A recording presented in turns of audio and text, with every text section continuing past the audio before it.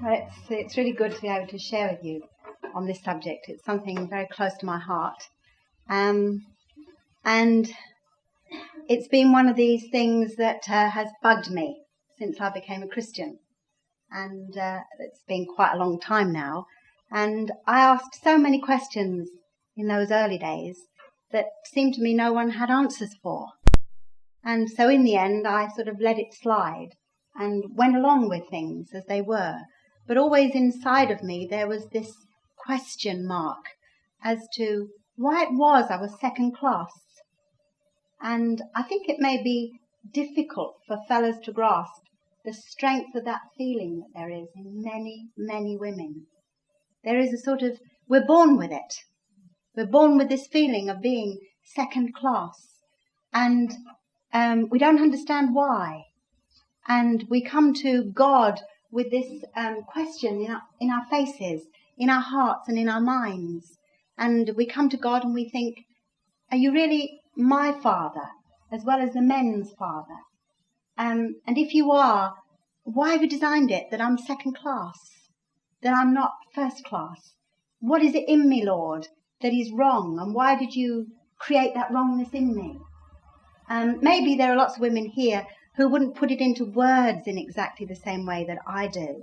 But I think there'll be an echo in many hearts.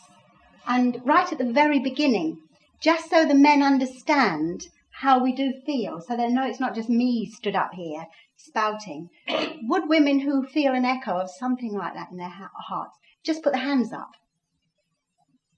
Go on, be honest, if you get that echo in your heart. You see, it's the large majority, fellas. That was for your benefit, men. Do it again. The men on the front row didn't turn round. Do it again.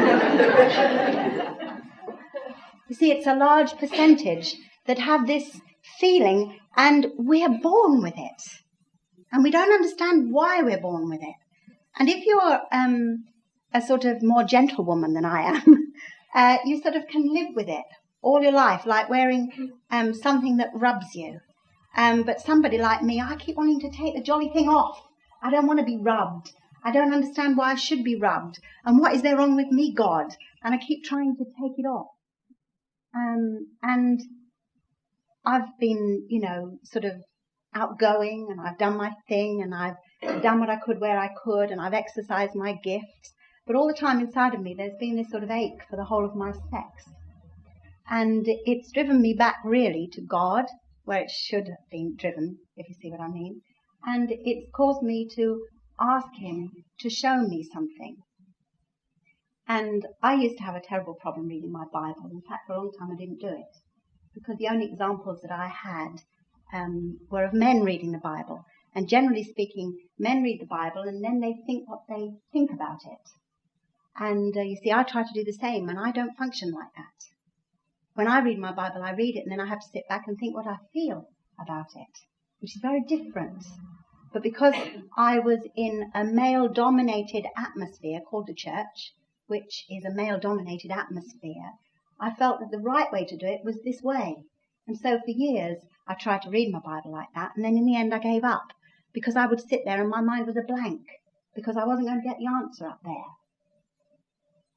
Now, when I share, I want you to know right from the beginning that what I am sharing with you is what I feel Satan has done to all of us. I'm talking about Satan and his work.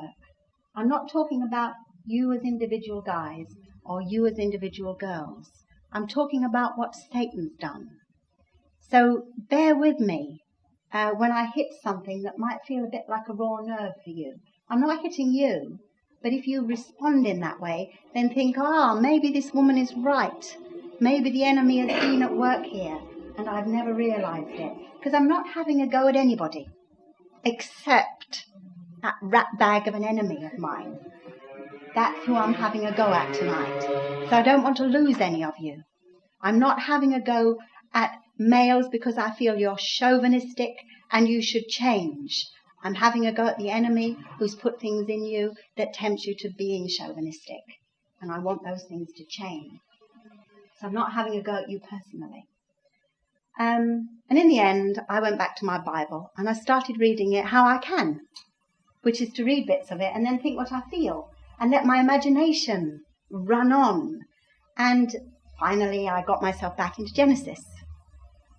And Genesis has always been a bit of a pain to me because it's the story of how it all happened. And of course, we all know that from Genesis we learn certain things. That woman was deceived, that woman was made second. Therefore, because she was deceived, she's not to be trusted. And because she was made second, she's not in the image of God. We all know that because we've all been taught that. And we all agree with that. And that's where my hurt started. That's where it started. So I went back and I started to read my Bible again. And I tried to do it with my newfound freedom of allowing my imagination to work. And the first thing that really struck me was in Genesis 2, it says, and I'll read it to you, you needn't look it all up. It says, "Let us make man in our image." And I immediately thought, well, that's the guy. Right, that's the guy. In our likeness, so God's like that. And let them rule over them. I thought, them, hang about, them. There's only one here, Lord. And I thought, where's the them? No, I don't understand this. No, I've lost you already, Lord. And then I continue to read it. And it goes on and it says, "So God created man in his own image. In the image of God he created him. Male and female he created them." And suddenly things started to fall into place for me. And I suddenly saw that what God had made was something that I couldn't even begin to imagine. I couldn't begin to imagine what it was like. Because it was, you see, I don't believe that God has got a sort of sex. But I believe that God has everything that's in us. So therefore, when he created man, we're not talking about male now. We're talking about man. And he was sort of composite human being. He had absolutely everything. And now I begin to feel more comfortable. Because I think, oh, well, so he's got all the male and all the female attributes. Because God has. God is talked about not only as being a father, but he's talked about as being a mother. He's talked about as having breasts. He's talked about as taking his children on his knee and suckling them, which only a woman can do. God is talked about in those ways. So the thing began to come into focus for me. And I thought, well, what happened then, Lord? And I got quite excited. So then I saw that there was this man, not male, this man in this garden called Adam. And God said to him, "Rule and reign." And I got excited. And I saw this picture of Adam striding around, in the garden, ruling and reigning. And then it goes on to say that Adam named all the animals, so that's something that Adam did. And I had this picture forming in my mind of what Adam was like. Adam knew when to put the onion sets in the ground. Adam knew when to plant the runner beans and the tomatoes. Adam knew when the lupins should go in and when the dahlias should come out. And when all that was done, Adam knew how to cook the rhubarb and freeze it.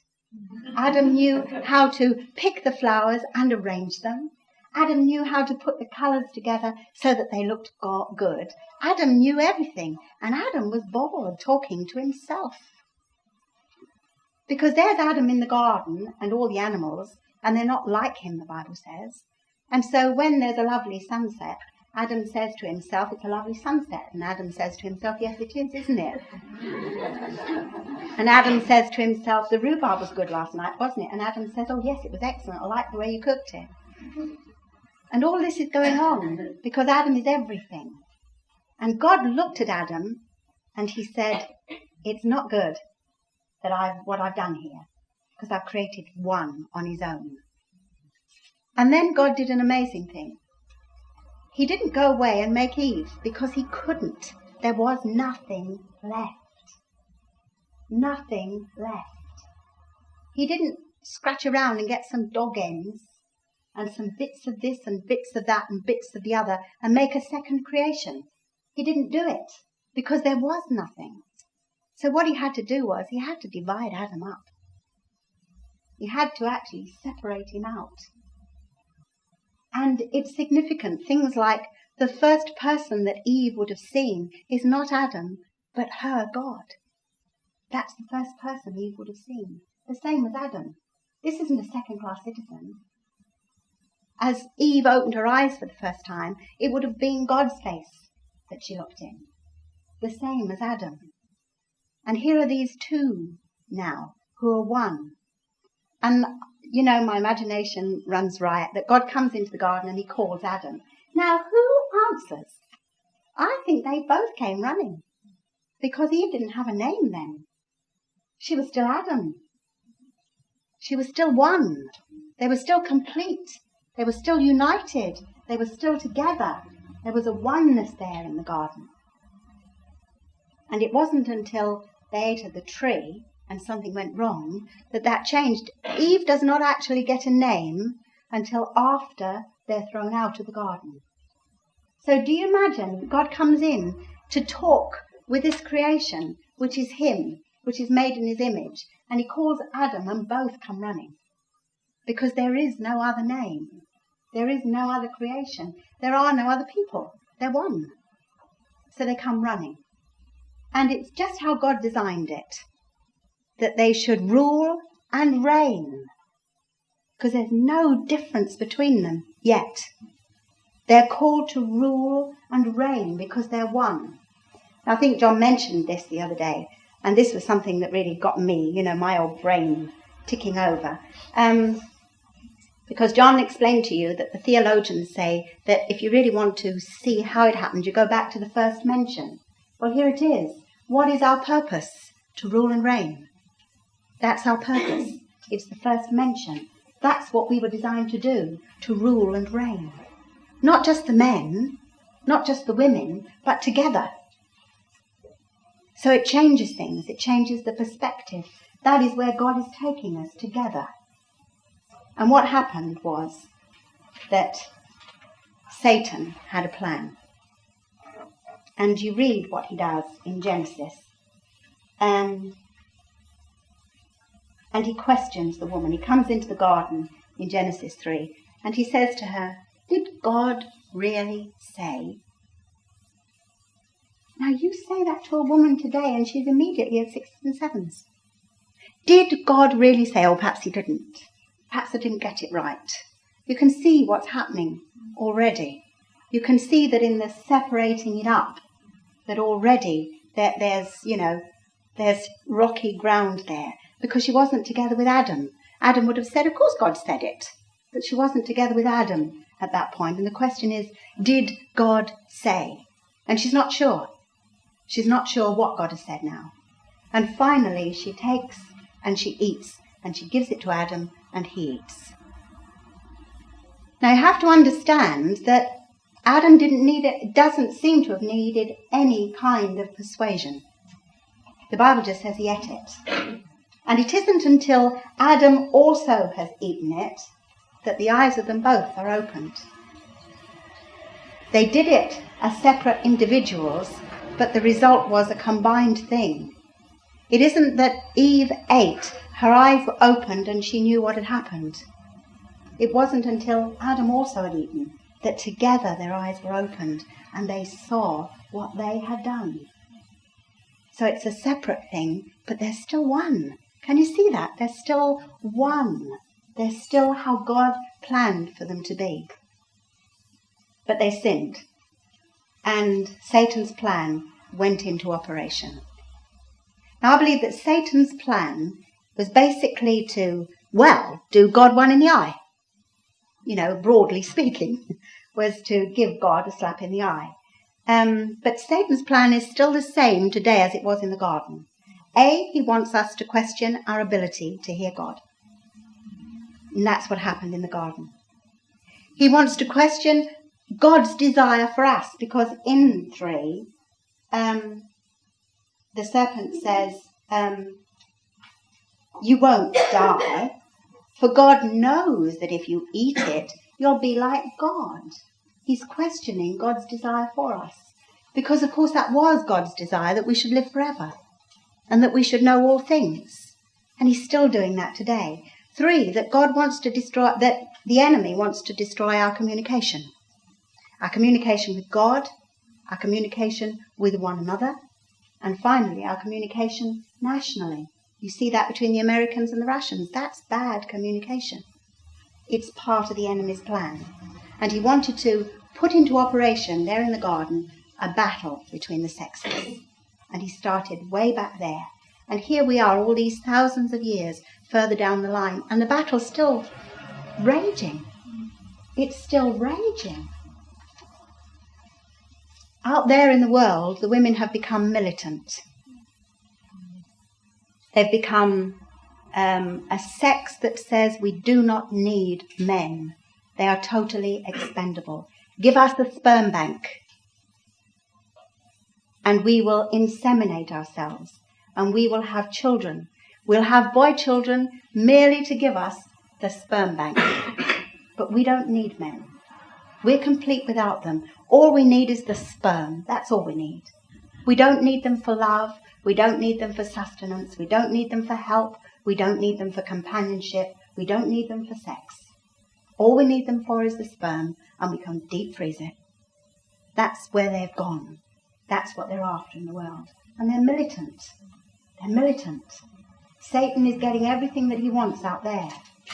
But here inside the church, the women aren't militant, but they're passive and they're hurt. And they're wandering around, still feeling second class. And as the women in the church, I believe, begin to look out into the world and see the militancy, the enemy will try to bring that into the church. And we as Christian women must resist it. We must resist it at all costs. Even if we don't come into release in our generation, I believe far better that than to bring militancy into the church through the women. Far better that. But I believe the time has come for us to be set free. But we need to stand united against the militancy that's in the world. And we need to be vocal about it. And we need to say that we don't agree with it. And we need to say we are not feminists. We are feminine, yes. Feminists, no. And we need to be very clear, because it's part of Satan's plan. And it's still in operation. So what happened next? God came into the garden, didn't he? And God called them. And they didn't come because they knew that they were naked. But when they did come, God said, what's happened? And here we see the polarization of the sexes. Here we see the first man for the first time pass the first buck.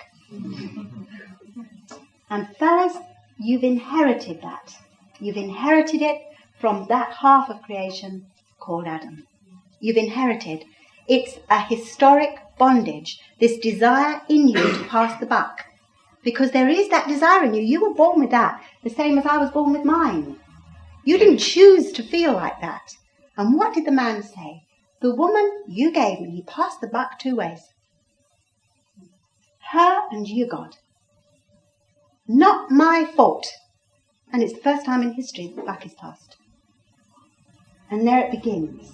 The man standing there like that. And poor old woman who gets told that she was deceived and therefore she's untrustworthy, her answer is very clear. The serpent deceived me. I tell you, if you're in deception, you don't know it. You don't. That's how you are deceived. I mean, if you're in deception and you know you're deceived, then you're not deceived. So the woman stood there and she said, the serpent beguiled me. The serpent deceived me. And I ate.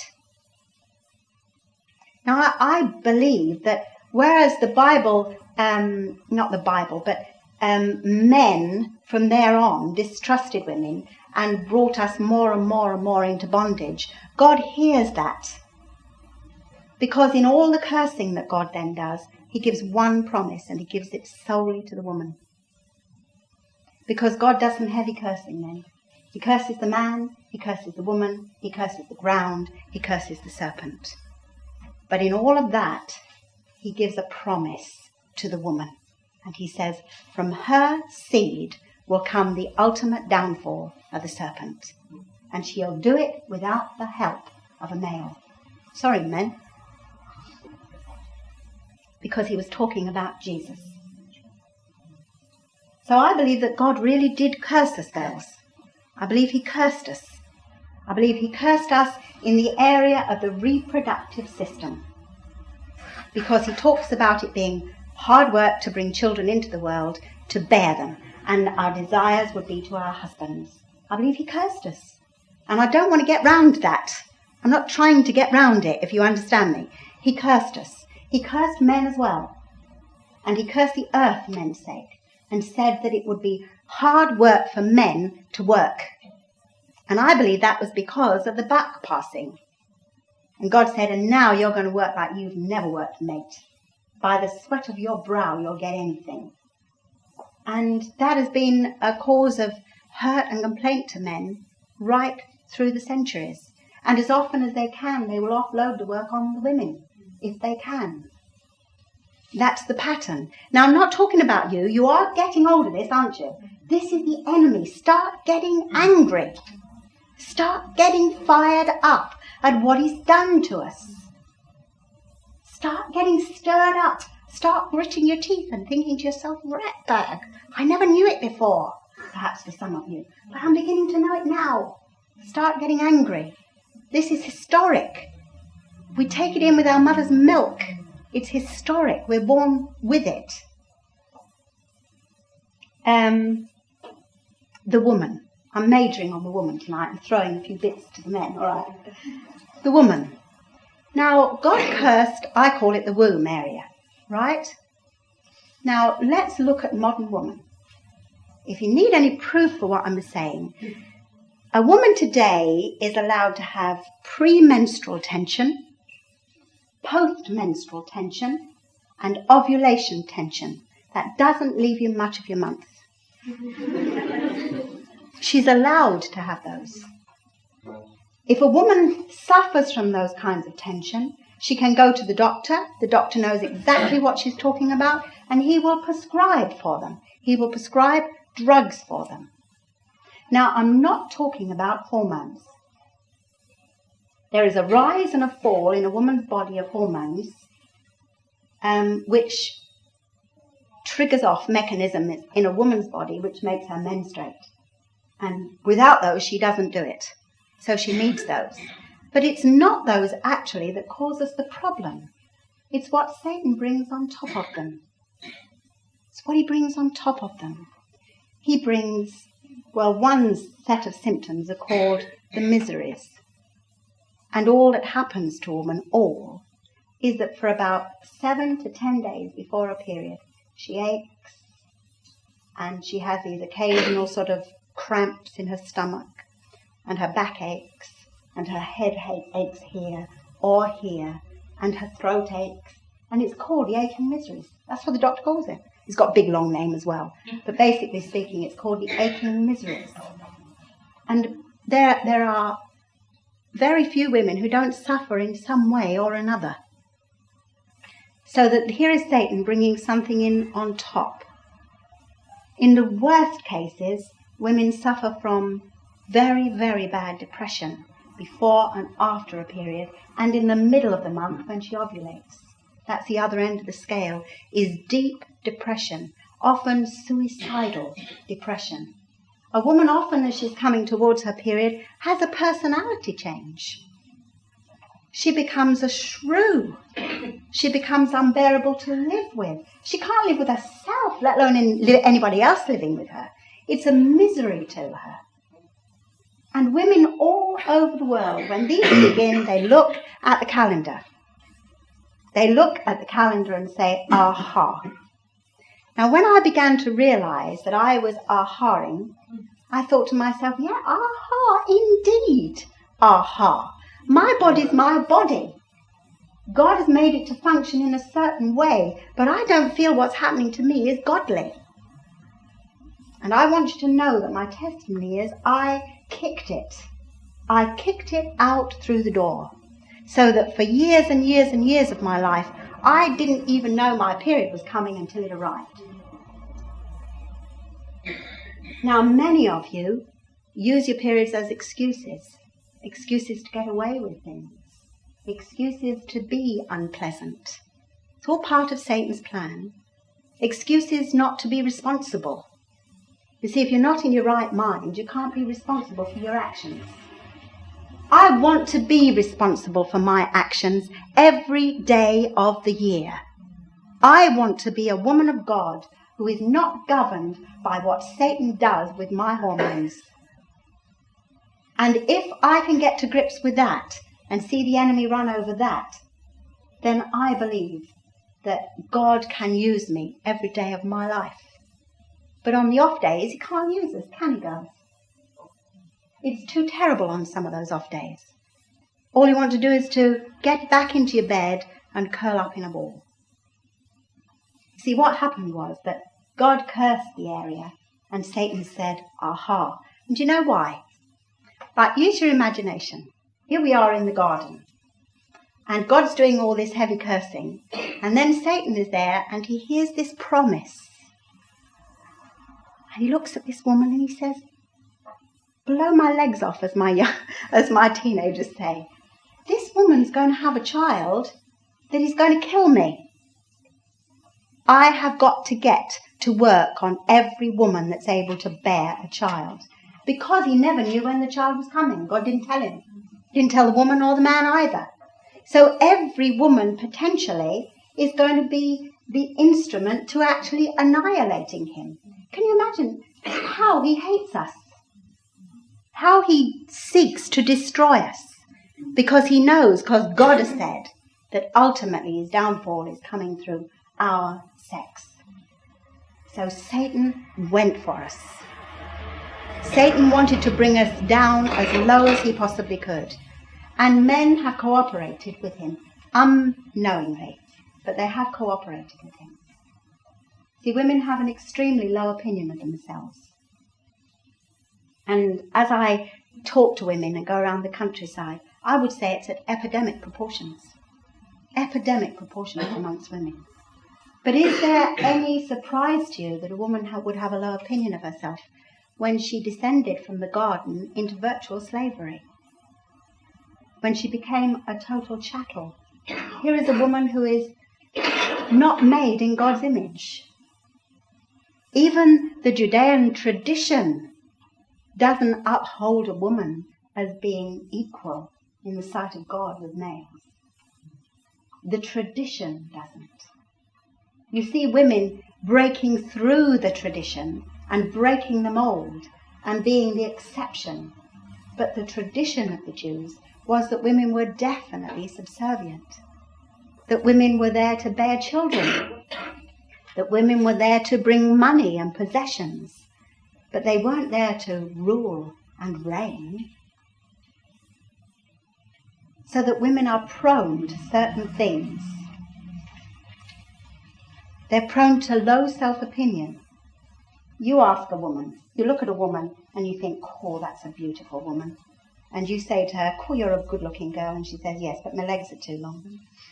And I've got this mark in the middle of my back. And actually, you know, I've got one shoulder that's about half an inch higher than the other. And ask any woman, give a woman a compliment. And she won't know what to do with it half of the time. Tell her she's beautiful and she'll tell you you're a liar. Tell her that you like that dress on her and she'll say, are you sure it's my colour? Women have such a low self-opinion. It's awful. It's awful. I know it sounds funny, but when you live with it, it's awful.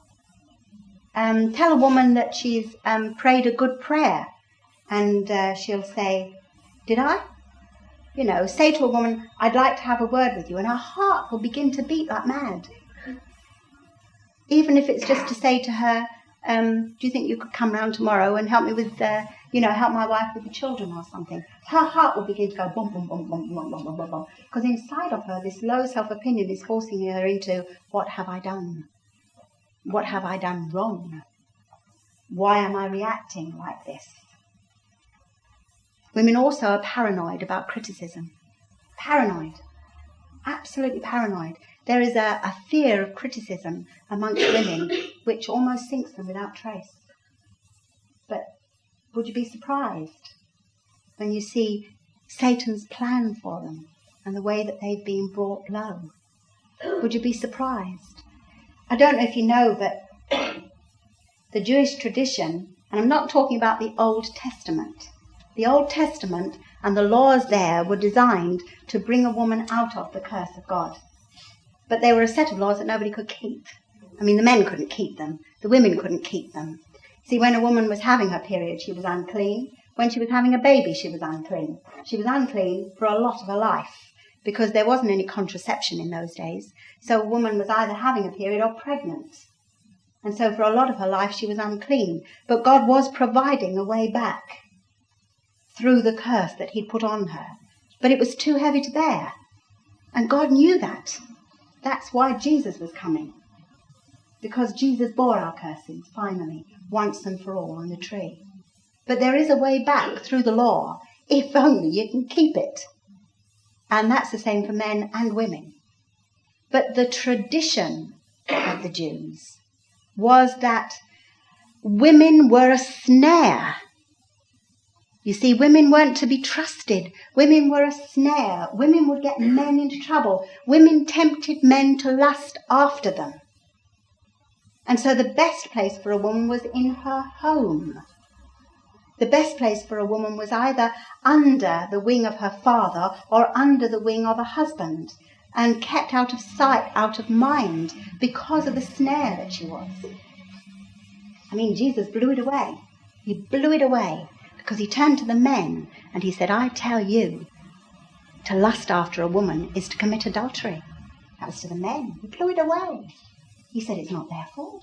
The sin's in you. You do the lusting, not them. He blew it away.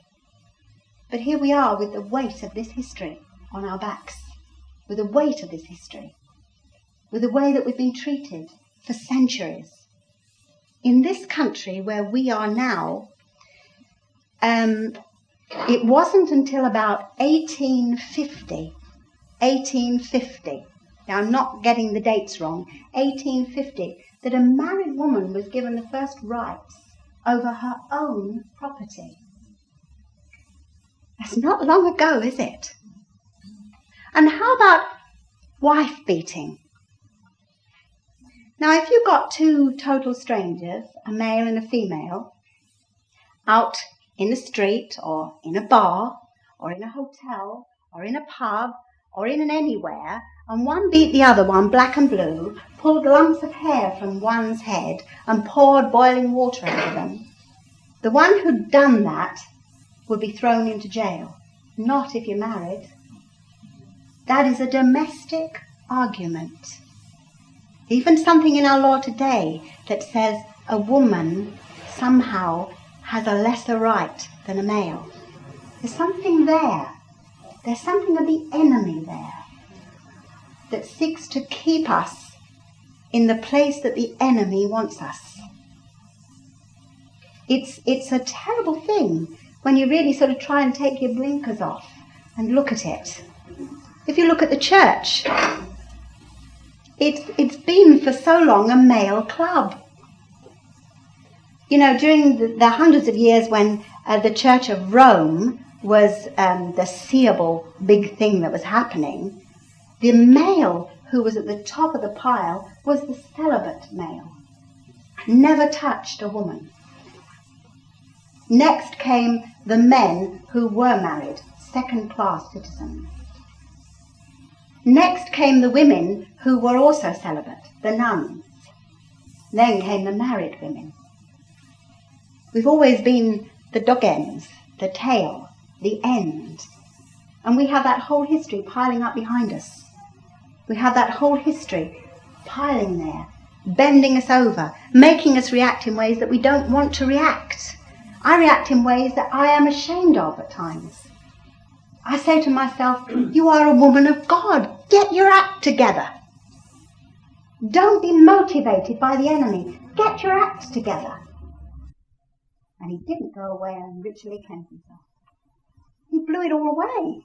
All the time he blew it all away. All the time he blew it all away. He went through life doing it, blowing it away. He talked with women. He spent time with women. How about the woman at the well? He goes up and she's drawing water. And he says to her, will you give me a drink? Now that was a shock for a start. Because you see, you're a snare. Men do not talk to you. Men don't dare to talk to you in case they lust after you. And this bloke wants her to give him a cup of water. So then she gives him water, and he begins to speak to her. And then she goes back into the town, and the Bible tells us that she was so fired up with what he'd said and done and how he set her free that she started preaching the gospel. And the whole town turned out to see him. He blew it away. He absolutely blew it away. You see, he came to die for my curses. He came to nail them with himself to the tree. And when God cursed me in the garden, and he put that heavy load on me, Jesus came to take it away. So that under that regime, the thing that I am designed to do is to rule and to reign. That's what God designed me to do. Not on my own. Not on my own. But he did design me to be part of the reigning and ruling structure. I would like to just finally share with the men the things that I felt you got as your package. I can't go into them, but I would like to just mention them to you.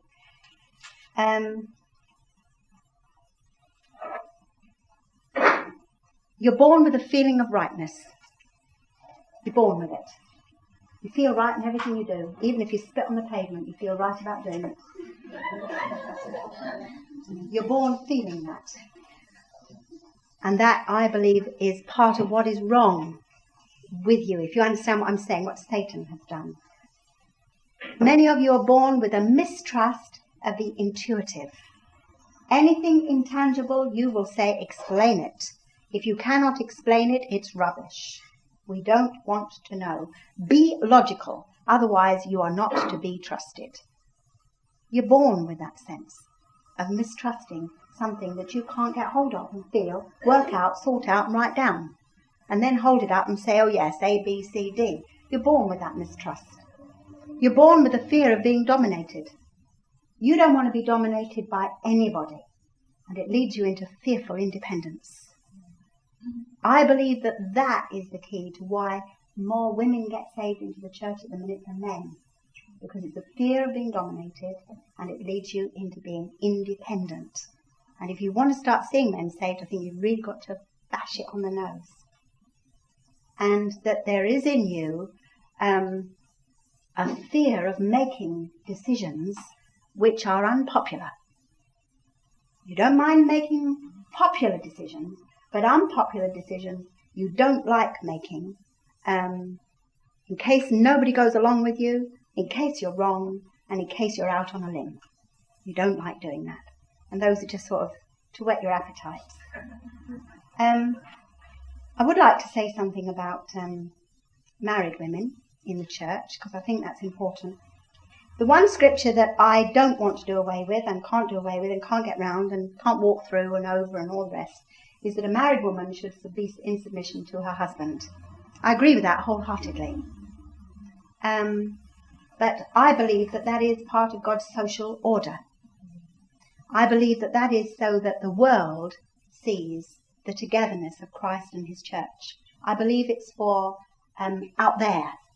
I don't believe it applies when I come into the kingdom of God, into the church. I don't believe that applies. I believe in there I have to be submissive to the leadership. Whatever that is, whatever sex that is. I believe that I have to submit there. And therefore, I want to recommend to my single sisters that you really take stock of your state, because you can perhaps begin to understand why it is to be better to be single than to be married. Because you can stand in your own right without having to submit to a husband in every part of your life. I believe that's what it's on about, that a single woman is freer to pursue what the Lord is laying on her heart than a married woman is. It's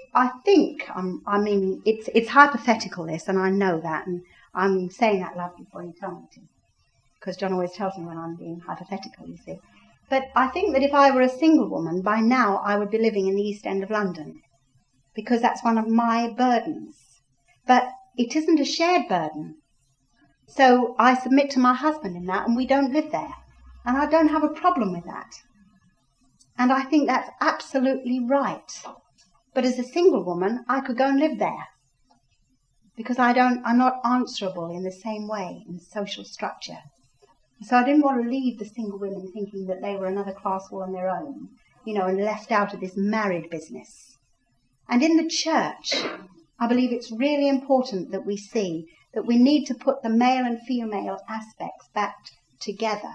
Not in marriage, not in sex, but in the spirit. So that there is, as the Bible says, there is no male and no female. I don't believe that should be in the church. But then you see, I don't believe that there should be any bond or free in the church. And in today's idiom, I suppose, I would say that would be workers and employers. Because that's the bond and the free. That the bondsman, the worker, thinks that the employer is the free man and he wants to be it. So we shouldn't bring that into the church either. Do you understand what I mean? And the other thing that we shouldn't bring into the church is the Jew and the Greek. And that's racism. That shouldn't be in the church either. So those three things shouldn't be in the church. And I agree with that. But we've got to put it back together again. I would like you, men, to give us women the right to find out who we are, what we're good at, and how God has gifted us. And to do it and be it in the kingdom of God, in the church. That's what I would really like. And I would like your active encouragement for us, that to feel that you're there supporting us 100% of the way, and that somehow in your own hearts you've eradicated this question of, Dad, isn't this woman trying to be a man? I would like to see you eradicate that in your hearts and help us to be free. I think I finished. When the fellas go upstairs, just to prepare you girls, I'm going to actually look at those areas of bondage. And I'm going to ask you to stand if you know you're bound in any of those areas. One by one, we're going to go through them painfully, one by one. And we're going to pray, and we're going to set you free and give you back that ground. So that's where we're going when we separate. Thank you.